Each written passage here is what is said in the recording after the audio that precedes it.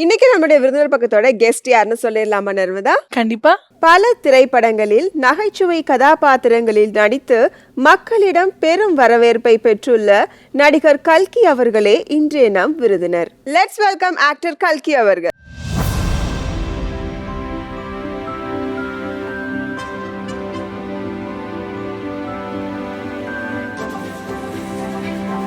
வணக்கம் வணக்கம் police sir. வணக்கம் வணக்கம் வணக்கம். போலீஸ் சார்னு சொல்லும் போதே உங்களுக்கு தெரிஞ்சிருக்கும். ஏன்னா மகாராஜா படத்துல எப்படி இப்படி யோசிச்சிருப்பாரு, எல்லாரும் அடிக்கணும் அப்படின்னா பயந்து ஓடுவாங்க பார்த்துருக்கோம். இவர் என்ன பொசிஷன்ல போய் நிக்கிறாரு, அடி கொடுங்க அப்படின்னு சொல்லிட்டு நாங்களாம் பயங்கரமா என்ஜாய் பண்ணி உங்க கேரக்டரை பார்த்தோம். எப்படி அந்த ஐடியா உங்களுக்கே வந்ததா இல்ல டேரக்டர் சார் இப்படி பண்ணுங்க அப்படின்னு சொன்னாங்களா? இல்ல, அது டைரக்டரோட ஐடியா தான். டைரக்டர் தான் இந்த எழுதிட்டு இது இது நீ இப்படி இப்படி பண்ண போற அப்படின்னு சொன்னாரு.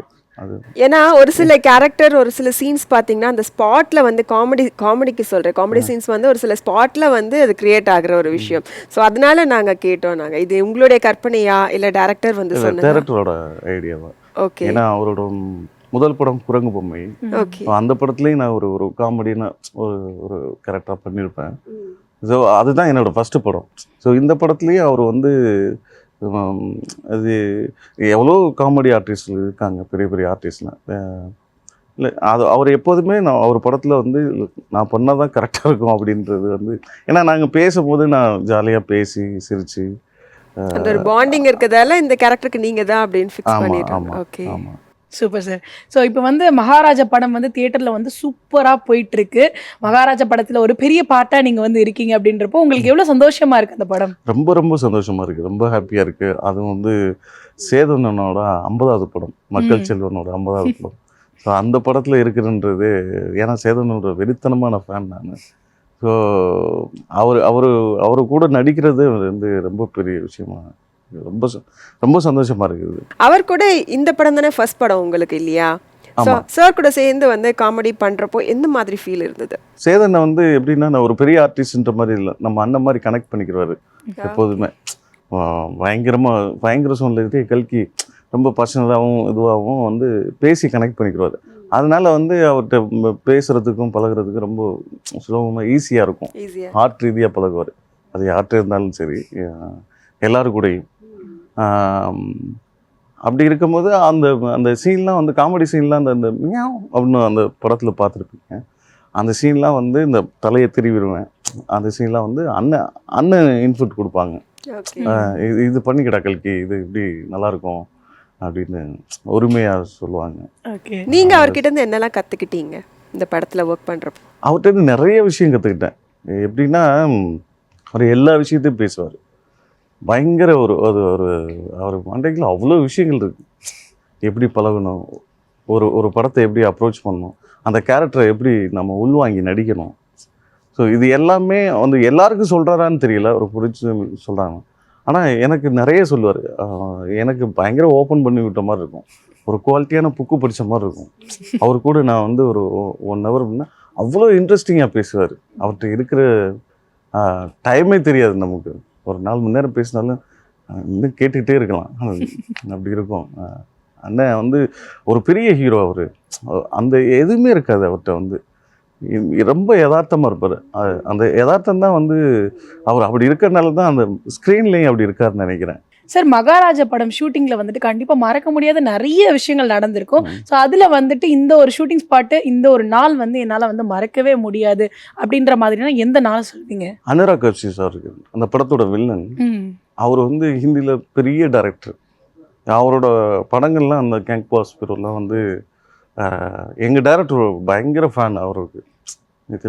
அவர் தான் அவரோட படங்கள்லாம் காட்டும்போது அவர் அவ்வளோ டீட்டெயிலாக, எவ்வளோ பெரிய இயக்குனர், சரி அவரை பார்க்கணும் அப்படின்னு சொல்லிட்டு நான் ஏன்னா அவர் கூட காம்பினேஷன் கிடையாது, சரின்னு ஸ்பாட்டுக்கு போயிருந்தேன். இதுக்கு முன்னாடி நான் நடித்த சீன்லாம் கட் பண்ணி காமிச்சிருப்பாங்க போல் இருக்கு, அவருக்கு காமிச்சிருப்பாங்க.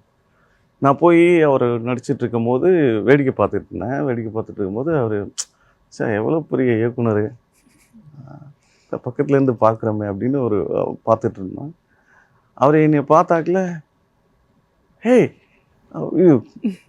கல்கி அப்படின்னு சொல்லிட்டு கை கொடுத்தாரு. லைக் த பர்ஃபார்மன்ஸ், அந்த நான் டிக்கியை தூக்கி பர்ஃபார்ம் பண்ணேன்.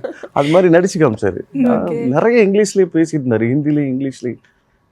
யா சார், எஸ் சார், ஓ சார், டெஃபினெட்லி சார் அப்படின்னு சொல்லிட்டு நானும் பயங்கரமாக சொல்லிட்டு இருக்கேன். அவர் ஐயா டெஃபினெட்லி நான் பாம்பே, ஏன்னா அவர் என்ன சொல்கிறாருன்னே தெரியல. பாம்பேக்கு போய் உன்னை பெரிய ஆர்டிஸ்ட் ஆக்கிடுறேன், உன்னை வந்து ஹிந்தியில் பெரிய ஆள் ஆக்கிடுறேன் அப்படின்னு சொன்னாரா என்னன்னு கூட தெரியல. யா சார் எல்லாத்துக்கும் அப்படி தான் சொல்லிட்டு போகிற போல் இருக்கு.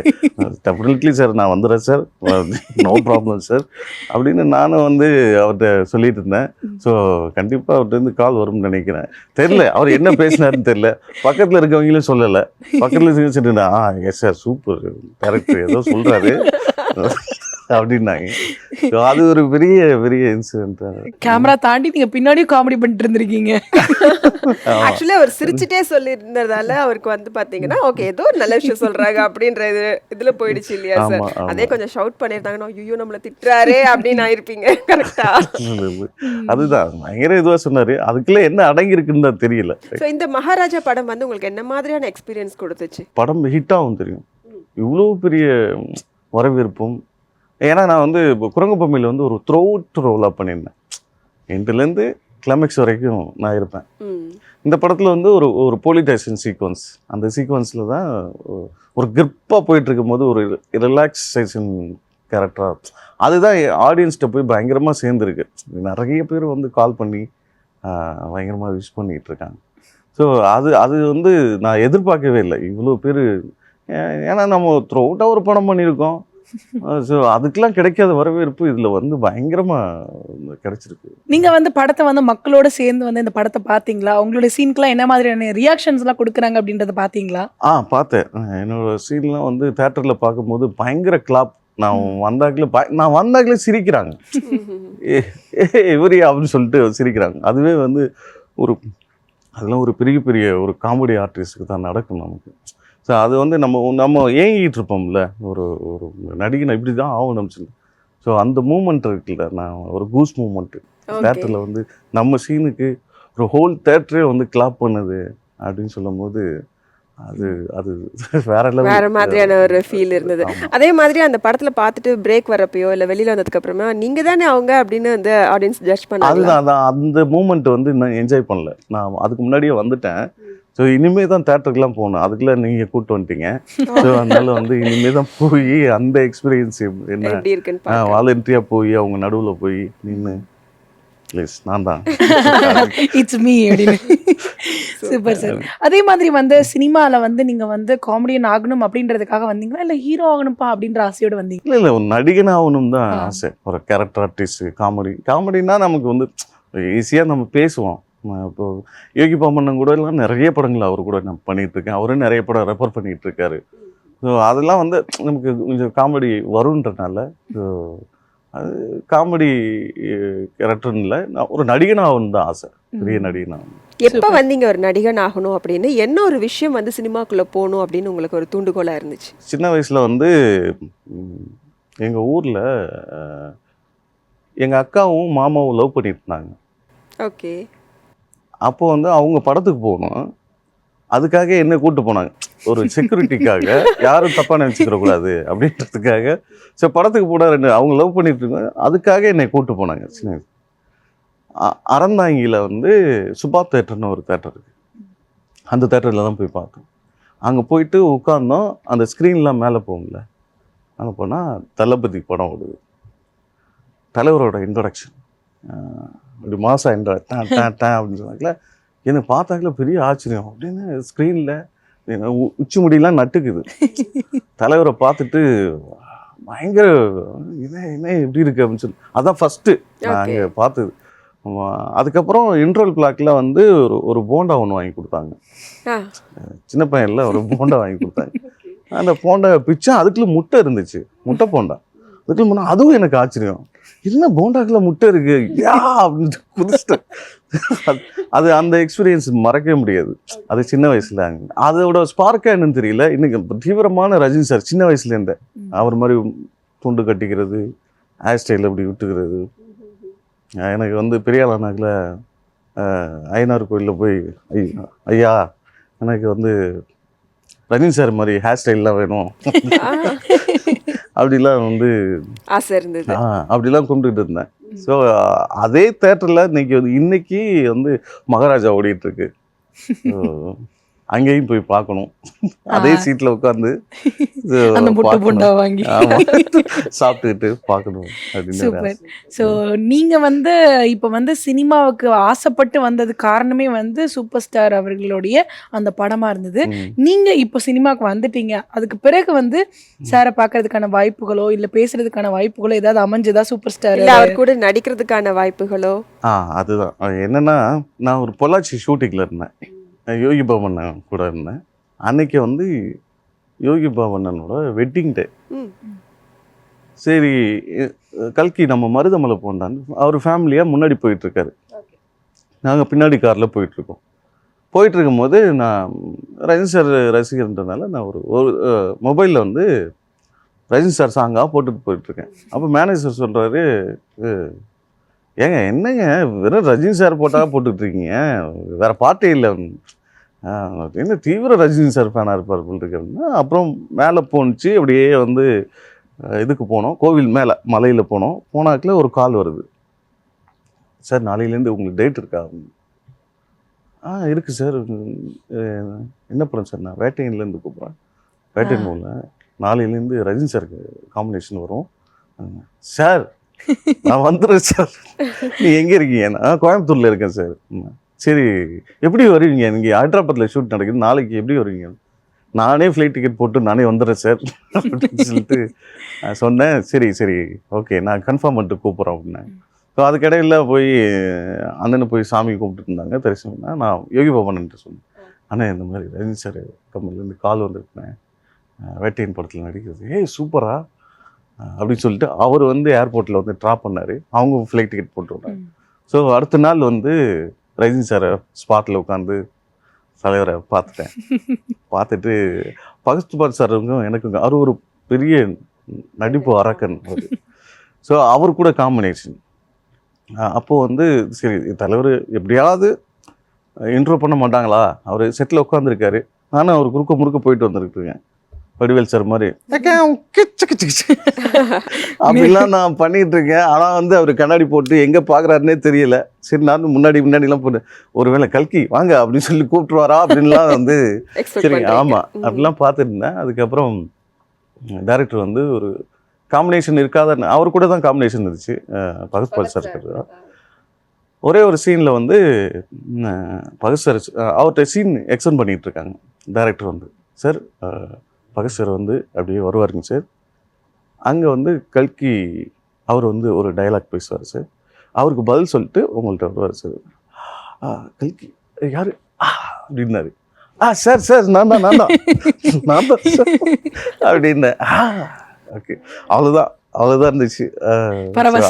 ஆமாம், நம்மளை பார்த்தார்ல அதுவே போதும் அப்படின்ற மாதிரி இருந்துச்சு. ஸோ அதே மாதிரி ஃபகத் சாரோட சீன்ஸு படம் அதெல்லாம் பார்க்குறப்போ எப்படா இந்த மனுஷன் நடிக்கிறாரு இப்படி அப்படின்ற அளவுக்கு நாங்கள் வந்து ஷாக் ஆகிருக்கோம். ஸோ அவரோட ஆக்டிங்கில் பார்த்தீங்கன்னா நாங்கள் மெய் மறந்துருக்கோம். ஸோ அவர் கூடவே உங்களுக்கு சீன் போகுது, ட்ராக் போகுது அப்படின்றப்ப நீங்கள் எப்படி ஃபீல் பண்ணீங்க? ரொம்ப ரொம்ப ஹாப்பியாக இருந்துச்சு. அவர் மனசு அவரும் அப்படி தான், பயங்கர எனர்ஜெட்டிக்கு கற்பூரம் மாதிரி. ஒரு சீக்வன்ஸ் சொன்னோம்னா நம்ம கூட வந்து ஃபஸ்ட்டு ஒரு டைரக்டர் வந்து நம்ம வந்து திருடனா அக்யூஸ்டா இந்த மாதிரியே நடிச்சுட்டு இருக்கோமா, இப்போ தான் போலீஸ்னு ஒரு கேரக்டர் நடிச்சிருக்கேன், அது கூட திருடன் தான். ஆனால் வந்து அந்த படத்தில் அதே ஒரு பார்வை இருக்கும்ல, திருட்டு பார்வை. அவர் நடிச்சிட்ருக்காரு, நான் அப்படி ஒரு லுக்கு விட்டுப்போம். டேரக்டர் சொன்னார், அந்த லுக்கு இல்லைங்க, இது என்னங்க திருடன் லுக்கு வருது, அது இல்லை, ஐயோ திருடனாவே பண்ணிட்டு. Okay sir normal look, okay okay okay okay sir. அதுக்கப்புறம் யோகி பாபு அண்ணன் வந்து சொல்லியிருந்தார், டேய் பகத் சார் எனக்கு நல்ல பழகண்டா, எனக்கு கேட்டோம் சொல்லு அப்படின்னு சொல்லி. நான் அப்புறம் போயிட்டு நான் அவர்கிட்ட எப்படி பேசுகிறேன்னு தெரியல, சரி யோகி பாபு அண்ணன் உங்களை கேட்டோம் சொல்லி சொன்னேன்.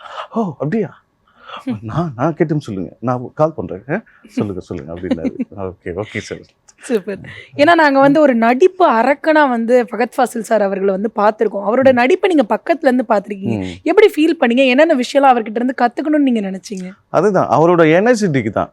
அது ஷார்ப் மைண்ட் இருக்குல்ல, ஒரு சீக்வன்ஸ் வந்துச்சுன்னா ஓகே சார் அப்படின்னு சொல்லிட்டு அந்த அது டக்குன்னு அது போய் அது பர்ஃபார்ம் பண்ணுறாருல, நமக்கு லேட் ப்ராசஸ் ஆகும். நமக்கு என்ன ஸ்கிரிப்ட் சொன்னோம்னா இதில் என்ன பண்ணலாம், அதில் என்ன பண்ணலாம் அப்படின்னு ஒரு குழப்பம் இருந்துகிட்டே இருக்கும். இது இவ்வளோ பெட்டராக பண்ணலாமா அப்படின்னு ஒன்று இருக்கும். அவர் இல்லை, அந்த கேரக்டர் சொன்னோம்னா அதுக்கு முன்னாடியே அந்த கேரக்டரை உள்வாங்கி எது ஷார்ப்பாக கற்பூரம் மாதிரி பற்றிக்கிடுவார் அவர். அந்த மாதிரி ஆர்டிஸ்ட்.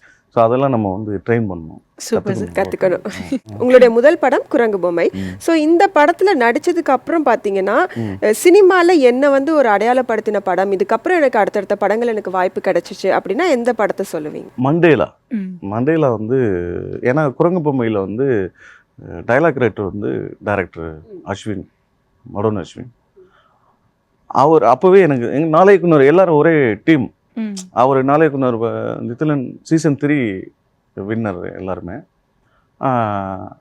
அப்போலேருந்து பழக்கம். அப்போ அவர் அதுலேயே ஒர்க் பண்ணார். சார் அவர் மண்டேல வந்து கமிட் ஆகி இது பண்ணாக்கல என்னை கூப்பிட்டுட்டாரு. இசைக்குன்னு ஒரு கதாபாத்திரம் நீங்கள் தான் பண்ணுறீங்க அப்படின்னு கூப்பிட்டாரு. மண்டேல நடித்ததுக்கு அப்புறம் அது ஓடிடியில் தான் ரிலீஸ் ஆனிச்சு, தியேட்டர்கள். ஆனால் அதுக்கே பயங்கர வரவேற்பு. அந்த படம் ரிலீஸ்க்கு அப்புறம் எனக்கு நிறைய படங்கள் வாய்ப்பு வந்துச்சு. யோகி பாபுன்னு அந்த படத்தில் தான் எனக்கு பழக்கமானாங்க. ஸோ அவர் மூலியமாக நிறைய படங்கள் அவர் ரெஃபர் பண்ணிட்டு இருப்பார். ஸோ இப்போ வந்து நீங்கள் வந்து நடிப்பு பயணத்தில் எப்படி போயிட்டுருக்கீங்க அப்படின்றது எங்களுக்கு நல்லாவே தெரியும். ஆனால் நீங்கள் சினிமாவுக்குள்ளே ஃபஸ்ட்டு உள்ளே வரும்பொழுது என்னவா ஆகணும்னு வந்தீங்க? ஏன்னா நீங்கள் வந்து சினிமாக்குள்ளே வரும்போதே வந்து வேற ஒரு வேலை பார்த்து தான் நாங்கள் வந்து கேள்விப்பட்டோம். என்ன வேலை பார்த்தீங்க? நான் சினிமாவுக்குள்ளே தான் இருந்தேன், வேற ஒரு வேலை அப்படி இல்லை. நடிப்பு தாண்டி அதான் நடிக்க வாய்ப்பு தேடணும். ஓகே, அது வந்து இது ரொம்ப கஷ்டம்னு தெரிஞ்சுட்டேன். சரி, ஒரு பாக்கியராஜ் சார் மாதிரி, ஒரு எஸ்.வி. சூர்யா மாதிரி நம்மளே டைரக்டர் ஆகிடுவோம், டைரக்டர் ஆகி நடிச்சுக்கலாம், எந்த ஒரு நடிச்சுக்கலாம் இல்லையா? சரி அப்படின்னு சொல்லிட்டு தான் நான் வந்து அசிஸ்டன்ட் டைரக்டராக வாய்ப்பு. அப்போது ஒருத்தர் மூலியமாக நான் வந்து டைரக்டர் அமித் சார்கிட்ட என்னோட ஃபஸ்ட்டு படம் பருத்தி வீரன். ஆமாம், அது எல்லா வேலையுமே நான் தான் பார்ப்பேன்.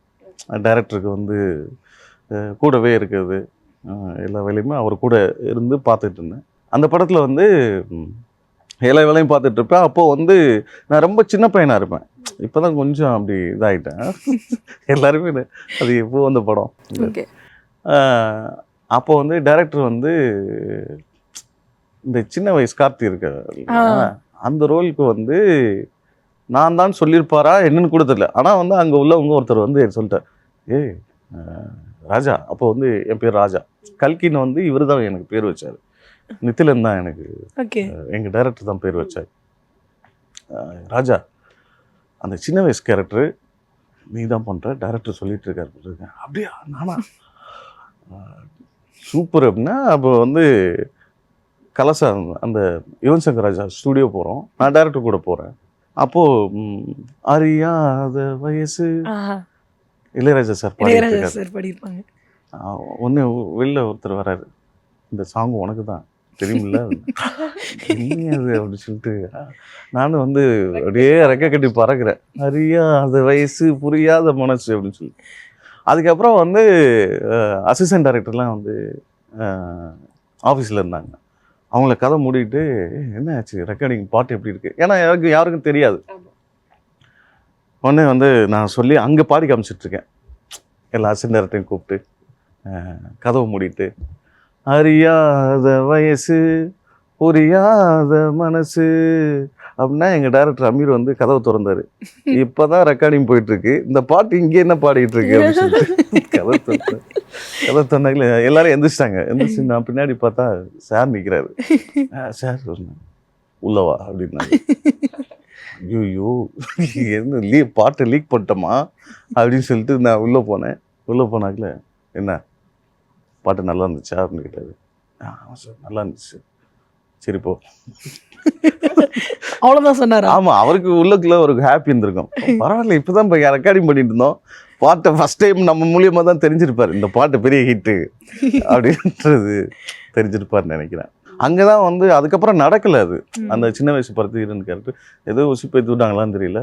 அது ரொம்ப நான் பயங்கரமாக ஃபீல் பண்ணேன். அது அது வந்து குரங்கு பொம்மையில தான் நிறைவேறிச்சு. ஓகே. பட் அந்த படத்துல வந்து அசிஸ்டன்ட் டைரக்டரா நீங்க ஒர்க் பண்ணீங்க. அதுக்கான ஒரு அனுபவம் கிடைச்சிச்சு இல்லையா? ஒரு டைரக்ஷன் பண்றது அளவுக்கு ஒரு நாலேஜ் கிடைச்சிச்சு இல்லையா? ஸோ சார் கிட்ட இருந்து, அமீர் சார் கிட்ட இருந்து நீங்க என்ன கத்துக்கிட்டீங்க? அமீர் சார்ட்ட இருந்து நிறைய விஷயம் அவர்கிட்ட வந்து என்ன போல்டான ஒரு விஷயம். எங்கள் டைரக்டர் நானே கொஞ்சம் கொஞ்சம் பயந்தாங்கோலி ஃபஸ்ட்டு. ஃபர்ஸ்ட் ஆஃப் ஆல் சினிமாவில் ரொம்ப எல்லாத்தையும் தைரியமாக ஒன்று பண்ணிட்டு இருக்குல்ல, எங்கள் டைரக்டர் அதில் அவரை பார்த்து பார்த்து தைரியமாக ஒரு முடிவு எடுப்போம்ல, அதெல்லாம் அவர்கிட்ட இருந்து கற்றுக்கிட்டது தான். ஒரு இன்னைக்கு வந்து கொஞ்சம் குவாலிட்டியாக இருக்கணும்னா ஸோ அங்கே தான் ஃபஸ்ட்டு அவர்கிட்ட நிறைய விஷயங்கள் கற்றுக்கிட்டது.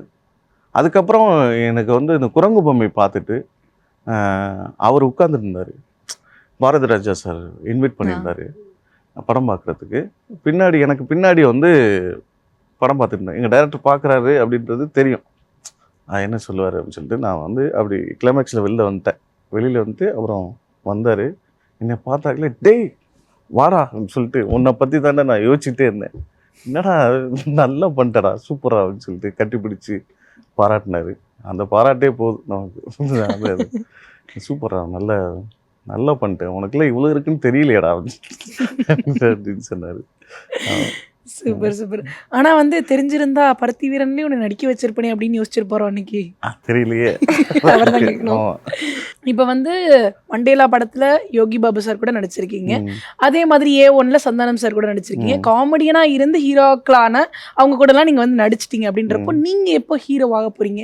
இல்ல உங்களை நாங்க ஹீரோவா எதிர்பார்க்கலாமா, இல்ல காமெடியாவே நான் இருந்துட்டு போயிடுறப்ப அப்படின்னு நீங்க சொல்றீங்களா? என்ன சொல்ல வரீங்க சார்? அதான் இப்போ வந்து அனிராக் கபூர் கேட்டாரு இல்லையா, பாம்பே கூட்டு போறேன்னு ஏதோ சொன்னார். அந்த மாதிரி இந்த ஹாலிவுட்ல இருந்து அதெல்லாம் ஒண்ணும் இல்லைங்க. நாங்க ஒரு நிமிஷம் அப்படின்னு ஆர்வமா கேட்டுட்டு இருக்கோம். அதெல்லாம் ஒண்ணும் இல்லைங்க, அப்படிலாம் இல்லை. அவன் நடிகனாகணுன்றதுதான் ஆசை, ஹீரோ ஆகணும்லாம் அதெல்லாம் கிடையாதுங்க. ஒரு பெரிய ஆர்டிஸ்ட் ஆகணும், ஆமா கேரக்டர் ஆர்டிஸ்ட் ஆகணும் அப்படின்றது. ஒரு காமெடி கிரேசியான கேரக்டர் பண்ணணும் தான் ஆசை. ஓகே. அதே மாதிரி A1 படத்துல பாத்தீங்க அப்படின்னா சந்தானம் சார் கூட நடிச்சிருப்பீங்க. அவர் கூட வந்து என்ன மாதிரியான எக்ஸ்பீரியன்ஸ் கிடைச்சது? அவர் கூட காம்பினேஷன் ஒரு சீன், அவங்களாம் நின்றுட்டு இருப்பாங்க, நான் அங்கேருந்து வரும், அந்த மேலதாளத்தோட மாமா இறந்துட்டாரு, எங்கள் அக்கா ஹஸ்பண்ட் இறந்துட்டாரு, அந்த மூணாவதோட தம்பி நான் இறந்துட்டாருன்னு சொல்லிட்டு உள்ளே வருவோம். அங்கே வந்தாக்கில் அதுதான் ஃபஸ்ட்டு சந்தானனுக்கும் எனக்கும் வந்து ஒரு காம்பினேஷன். நான் வந்து அந்த பொசிஷனில் வந்து ஒரு மாதிரி நடித்தேன், மாமா விட்டு போயிட்டீங்களா அப்படின்னு சொல்லிட்டு. அதை பார்த்தாக்கல பயங்கரமாக சிரிச்சிட்டாரு, ஷார்ட்லேயே சிரிச்சிட்டாரு. டேய் யாருங்க அவன் இப்படி பண்ணுறான், எங்கே மானிட்டரை போட்டு பார்த்து எங்கே ப்ளே பண்ணுங்க பார்ப்போம் அப்படின்னு. டேய் சூப்பர்ரா, படமுழுக்க இப்படியே பண்ணுறா அப்படின்னு அன்னைக்கு ஆரம்பிச்சது தான். ஸோ அன்னைக்கு இம்ப்ரெஸ் பண்ணது தான். எல்லா படத்துக்கும் வந்து அண்ணன் கல்கி அந்த ரோலில் போட்டுருங்க அப்படின்னு சொல்லி அண்ணன் அவரும் ரெஃபர் பண்ணுவார். அதே மாதிரி யோகி சார் கூட உங்களுக்கும் இருக்கக்கூடிய அந்த பாண்டிங், ஏன்னா கோயிலுக்குலாம் போனேன் அப்படின்லாம் சொன்னீங்க இல்லையா? ஸோ அந்த நட்பு எங்க இருந்து ஆரம்பிச்சது, இப்போ எப்படி போயிட்டு இருக்கு? ஏன்னா குடும்பத்துல ஒருத்தராகவே உங்களை வந்து பார்த்துட்டு இருக்கிறாரு. ஆமாம் இல்லை, அந்த அண்ணன் வந்து எல்லாத்தையுமே ஷேர் பண்ணுவாங்க, எல்லா விஷயத்தையும் சொல்லுவாங்க. அவரோட கதை இப்போ கூட ஒரு படம் பண்ண போகிறாரு, அவர் கதை எழுதி அந்த கதையெல்லாம் என்கிட்ட பயங்கரமாக டிஸ்கஷன் பண்ணுவாங்க. ஏன்னா இவ மண்டேலில் தான் ஆரம்பித்தது, எனக்கு மண்டேலில் தான் ரொம்ப க்ளோஸ் ஆனோம். இப்போது இன்றைக்கி நிறைய படங்கள் ரெஃபர் பண்ணி நிறைய விஷயங்கள் சொல்லுவார். இந்த இதில் இந்த கவுண்டர் போட்டுக்க, இந்த இது ஒரு நடிகன் இருக்குல்ல, ஒரு பாண்டிங் இருக்குல்ல, எனக்கு என்னென்னா ஒரு பெரிய காமெடி ஆர்டிஸ்ட் இருக்காங்க, சந்தானம் இருக்காங்க, யோகி பாபு, இவங்க எல்லாருக்கும் நான் ஒரு பிடிச்சமான நடிகராக இருக்கேன் அப்படின்றது எனக்கு பெரிய பெருமையாக இருக்கு. அவருடைய கதைகளில் மட்டும் திருடனா இல்லாமல் நிஜ வாழ்க்கையிலே வந்து மனசை திருடுற ஒரு திருடனா இருக்கிறார் அப்படின்னு நாங்கள் வந்து கேள்விப்பட்டோம். ஏன்னா விஜய் சேதுபதி சார் அவர்களோட வந்து ஒரு படம் பண்ணிட்டீங்க, தொடர்ந்து வந்து அடுத்தடுத்து 4 படங்கள் வாய்ப்புகள் வந்து தம்பியை போட்டுக்கோங்க அப்படின்னு சொல்லிட்டு சார் சொன்னதை நாங்கள் வந்து கேள்விப்பட்டிருக்கோம். அது உண்மைதானா? ஆமாம். மனசை திருடிட்டீங்களா? தெரியல, அதுதான் சரியில்லை. அது அண்ணன்ட்ட இருந்து இப்போ கற்றுக்கிட்டது தான். நம்ம மைண்ட்லேருந்து பேசாமல் ஹார்ட் ரீதியாக நமக்கு பிடிக்கிறத ஓப்பனாக ஒன்று பேசிட்டோம்னா அது ஒன்று இருக்கும். மகாராஜா ஷூட்டிங் ஸ்பாட்டில் ஃபஸ்ட் நாள் சந்திக்கிறோம். அண்ணனோட பயங்கர ஃபேன், நான் பக்கத்தில் நின்றுட்டுருக்கேன், யாருமே அறிமுகப்படுத்தலை, இப்படி தான் ரஜினி சார் மாதிரி தான், யாரும் அறிமுகப்படுத்தலை, நின்றுட்டுருக்கேன். ஒரு தெனப்பன் சட்டை பேசிகிட்டு இருக்காரு. சரிங்க சார், ஓகே, டே கல்கி வாடா அப்படின்னு சொல்லிட்டு கண்டுபிடிச்சாரு. சூப்பராக பண்ணியிருந்தடா, இது நான் குரங்கு பொம்மை பார்த்தேன், நல்லா பண்ணியிருந்தேன் அப்படின்னு சொல்லிட்டு. அன்னைக்கு நாங்கள் வந்து ஜெல்லானது தான். நான் நிறையா வந்து அண்ணன்ட்ட நடிச்சுலாம் காமிப்பேன், ஊரில் எப்படிலாம் இருப்பாங்க, எப்படிலாம் பண்ணுவாங்க. சூப்பரா உனக்கு இதெல்லாம் நல்லா வருதுடா, இந்த வீட்டில் நல்லா வருது உனக்கு, சூப்பரா அப்படின்னு சொல்லிட்டு. சூப்பர். அதே மாதிரி எங்களுக்கும் ஏதாவது ஒரு கேரக்டர் இப்போ ஏதாவது நடிச்சு காட்ட முடியுமா? ஒரு சாம்பிள். வணக்கம். டாக்டர் அப்துல் கலாம் எப்படி இறந்தாருன்னா உங்களுக்கு தெரியுமா? தெரியாது. தெரியலையே. சாகிறதுக்கு 1/2 முன்னால எனக்கு கால் பண்ணாப்புல, ட்ரூ காலர்ல கலாம்னு வந்துச்சு, அட்டன் பண்ணேன். ஓகே. என்ன கலாம்? மிஸ்டர் கல்கி, நம்மளும் ஒரு விஞ்ஞானின்றனால அடிக்கடி டவுட் கேட்பாப்புல. மிஸ்டர் கல்கி, இந்த பூமி சுத்துதுன்னாங்களே எதனால கேட்டாப்புல. நான் சொன்ன ஒண்ணு இல்லை கலாம், ஆன்சு, புகையிலை, கஞ்சா அப்படின்னு சரக்கு, இப்படி எல்லாத்தையும் காவல்துறைக்கு தெரியாம நம்ம பயலெல்லாம் இந்த பூமிக்குள்ள தான் குழியை தோண்டி பதுக்கி வச்சிருக்காங்க. இந்த போதை தாங்காம தான் இந்த பூமியை சுத்துது சொன்னேன். கேட்டதும் போய் சேர்ந்தாப்புல. இனிமேலும் இந்த பூமியில நம்ம இருக்கக்கூடாது, நம்மளை காட்டில ஒரு விஞ்ஞானி வந்துட்டான், அவனுக்கு வழிவிடும். Super sir. ஒரு 30 ரூபீஸ் இருக்குமா? 30 rupees. கிளம்பு இருந்தா கொடுத்துருப்பாரு, பட் அவர் போயிட்டாப்புல. ஒரு 30 ரூபீஸ் கடை திறந்துருவாங்க. ஒரு ஒரு ஒரு 30 ரூபாய்க்காக இதெல்லாம் வந்து நம்ம சொல்லி காமிப்போம். அண்ணன் சொல்லுங்க, பயங்கரமா என்ஜாய் பண்ணுவாரு. சூப்பர். அதே மாதிரி நீங்க வந்து இப்ப வந்து படம் எடுக்க போறீங்க அப்படின்னா யாரை வச்சு கண்டிப்பா படம் பண்ணுவேன் அப்படின்ற மாதிரி ஒரு ஐடியா மைண்ட்ல வச்சிருக்கீங்க? சேதனே வச்சு பண்ணலாம். சேதனை வச்சு பண்ணான்னா அவர்கிட்ட வந்து நீங்க காமெடியனா அதுக்குள்ள இறங்குவாரு, ஒரு வில்லனா இறங்குனா அதுக்குள்ள இறங்குவாரு. நீங்க விக்ரம் மேதா மாதிரி ஒரு படம் மாசா பண்ணுவாரு, அப்படியே இறங்கி கடைசி விவசாயி மாதிரி ஒரு படம் பண்ணுவாரு. இந்த படத்துலயே பாத்தீங்கன்னா மகாராஜாலே பாத்தீங்கன்னா எந்த மாஸ் சீக்வன்ஸ் இருக்கும், ஆனா அந்த கேரக்டர் மீறாம அந்த கேரக்டர் என்னெல்லாம் பண்ணுமோ அதெல்லாம் பண்ணுவாரு. யாரும் பெரிய ஹீரோ அப்படி பண்ணுவாங்கலாம் தெரியல. சேதன் அல்டிமேட். நான் தான் சொன்னேன், தென்மேற்கு பருவ காற்றில் லேசா வீசிய காற்று, இன்னைக்கு வடக்கு பக்கம் புயலா அடிச்சுட்டு இருக்கு. உங்களுடைய அப்கமிங் ப்ராஜெக்ட்ஸ் பத்தி சொல்லுங்க. அடுத்தடுத்த படங்கள் என்னென்ன இருக்கு? அடுத்த படங்கள் வந்து யோகி பாமன் கூட மாணிக் பாஷான்னு ஒரு படம் பண்ணேன். அதுக்கப்புறம் சூதுகும் 2 அண்ணன் நடித்த படம் தான், மக்கள் செல்வன் நடித்த படம். அது சொன்னாங்களே சூதுகும் 2ன்னு சொன்னாங்களே, ஐயோ என் அண்ணன் நடித்த படம்ல அப்படின்னு சொல்லிட்டு அந்த படம் ஒரு த்ரூஅவுட்டாக ஒரு கேரக்டர் பண்ணியிருக்கேன். அப்புறம் தலைவர் கூட சீன் பண்ணியிருக்கேன். எல்லாம் முருகனை வேண்டிக்கிறேன் வந்துடணும். சார் கண்டிப்பா இதுக்கப்புறம் உங்களுக்கு வரக்கூடிய எல்லா ப்ராஜெக்ட்டுமே வந்து ஒரு சூப்பர் டூப்பர் ஹிட் ஆகணும்னு சொல்லிட்டு எங்களோட ஜெயா டிவி சார்பாகவும் எங்க டீம் சார்பாகவும் வாழ்த்துக்கள் சார். வாழ்த்துக்கள். ரொம்ப அழகா வந்து நீங்களும் கம்பேரிங் பண்ணீங்க, அழகா வேற இருக்கீங்க. Thank you so much.